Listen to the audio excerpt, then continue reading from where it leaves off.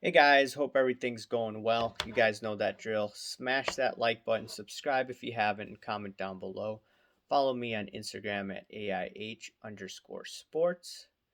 Also, if you want to listen to my financial commentary on YouTube, just type in AIH Finance, and I try to do a video every other day if possible. Today I have an autograph of Fergie Jenkins. It's an Auto 9. This is a bigger postcard, and I actually paid less for this. I paid 22 bucks. The other one I paid 32 bucks. I think I may have overpaid for that, but once again, I like this. He's a Hall of Famer. I remember Fergie Jenkins. I believe he was with the Cubs and he was a pitching coach. I remember him vaguely as a kid. And while he was a pitching coach, by the way, not as a pitcher, I wasn't alive when he was a pitcher, but I just like this. It's a big auto, or it's a big postcard, and yeah, it would cost much more if I were to get it graded through and slabbed through PSA. Once again, I'm looking at items, and I said this in my videos when I first started doing videos over a year ago. I want to look where people aren't really looking. And I'm not going to get a high ROI on this. I know. And if I'm forced to liquidate it, could I lose a little money? Maybe. But at the end of the day, people are still going to buy this stuff, right? I mean, they're not going to pay an arm and a leg, though. And while some people may be chasing, I'm looking at some of the stuff where it's quiet. And I continue to do so. Anyways, I wanted to look at the topic of positive once again. And I wanted to look at this book again. It's called Mastering the Market Cycle by Howard Mark. And I'm going to read you a few more items that I got through reading the other day in the book. And he talks about a few of these aspects regarding risk. And I think it's really important. And I'm just going to read them right now. And I want you guys to listen. Since they feel better about the environment and are more optimistic about likely outcomes, they reduce the amount of caution they bring to the investing process. Since they no longer consider investing to be risky, they don't see the need for painstaking analysis. They tend to make assumptions that are more generous and they replace skepticism with credulousness. They're willing to make do with a reduced margin of safety. Viewing risk as less worrisome, they no longer demand risk premiums as cushy as in the past. They behave less as sticklers since they're more attractive to returns on risky investment and less leery of risk they involve. This was how the sports card market was last year in February and March. People really did not, they had their blinders down. They only thought the market could go higher. And a lot of people thought that they were investing gurus. They're not. And the thing is, a lot of them are young, and I'm going to talk about this. And they've seen the stock market just go up in a straight line since 2009. A lot of them were in middle school or elementary school when the stock market crashed in 2008. So they don't have great memories of what happened then. They were just focused on other aspects of school. So, long story short, even people that are older, they had their blinders off. They thought that cards could continuously go higher. Regardless, I mean, I remember seeing this was at the height with one of this so-called Pokemon expert, right? And I believe he was involved in the BBCE fiasco a month ago or 2 months ago. And he was in a video. I believe he said that, yeah, this Pokemon card is going to go from 500,000 to Charizard to a million. Yeah, it's going to be a million in a year.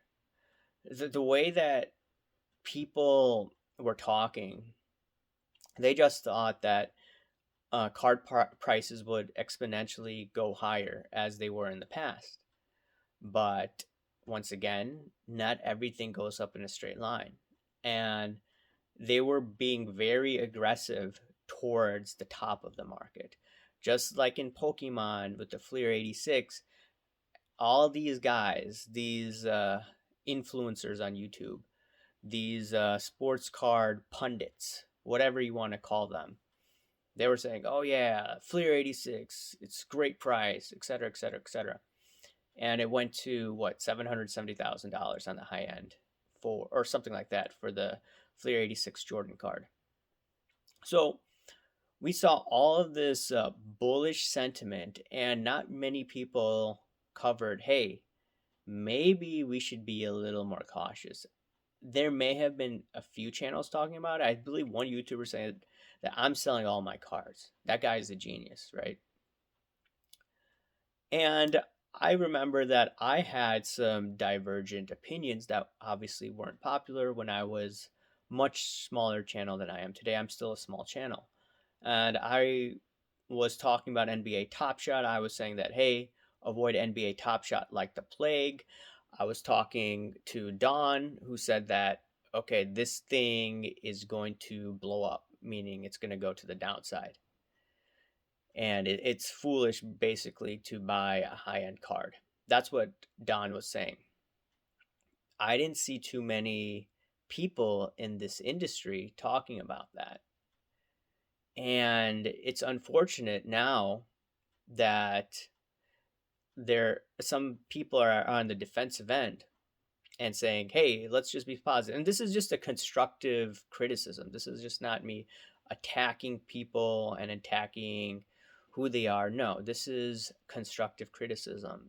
People come at me in the comment section. It's more to be constructive for the most part. There may be some very obnoxious people, but for the most part, it is constructive. And that's how I usually take it.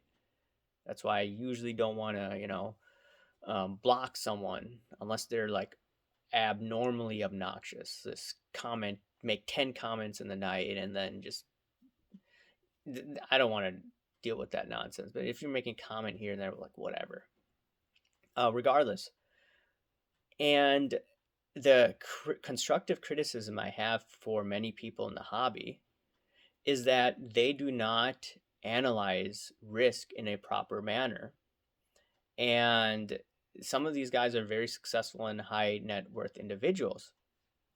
And just simply saying being positive is going to take you nowhere in terms of investing. In terms of your life, yes, it will. And what happens now, we're going from where people were very bullish to now people have their guard up. You could see in the sentiment. You could see people turning on guys that they really liked over the past year. I see it in my comment sections all the time. You see it in videos that are coming out day after day.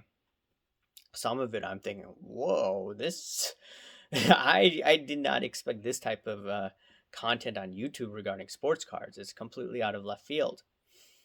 And in my opinion, just saying being positive is not going to cut it.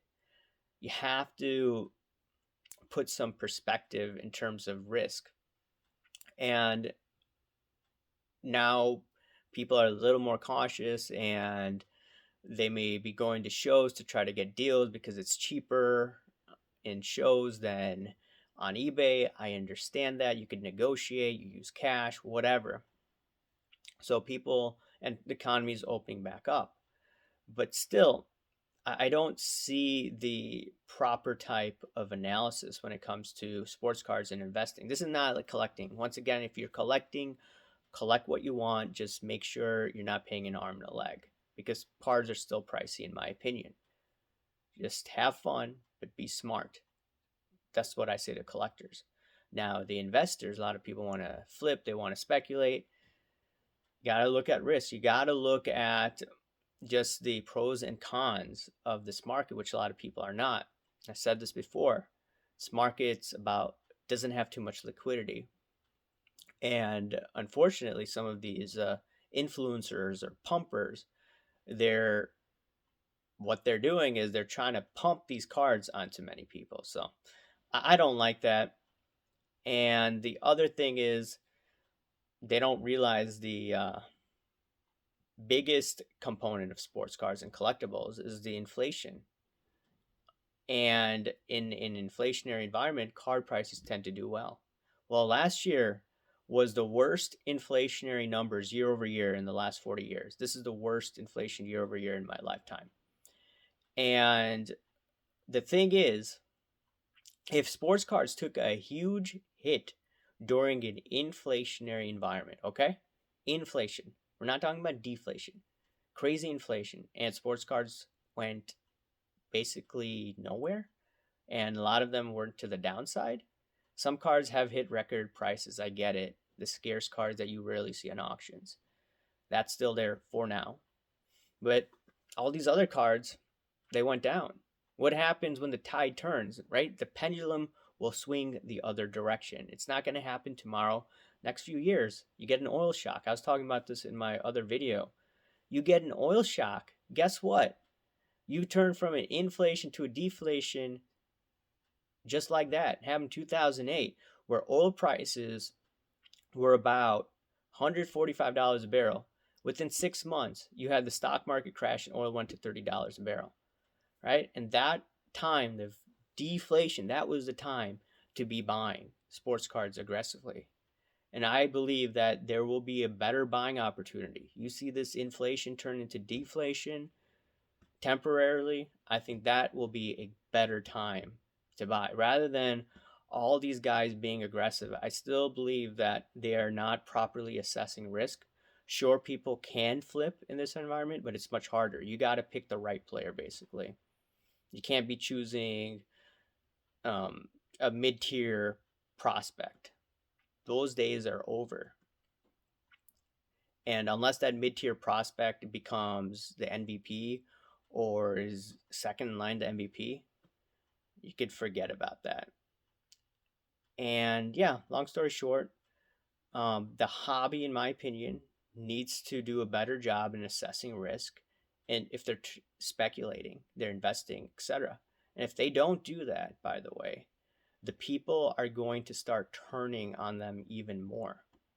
This is why I'm doing this video. People may think that this is a call out video. No, this is for other people as well.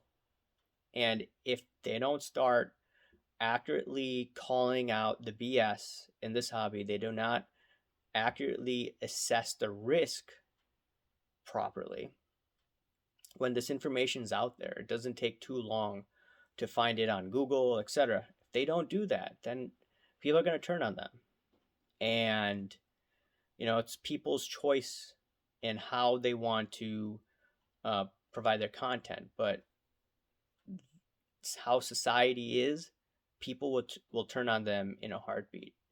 So, yeah, those are my thoughts. Anyways, guys, let me know what you think. Smash that like button, subscribe if you haven't, comment down below, guys. Thank you. Bye.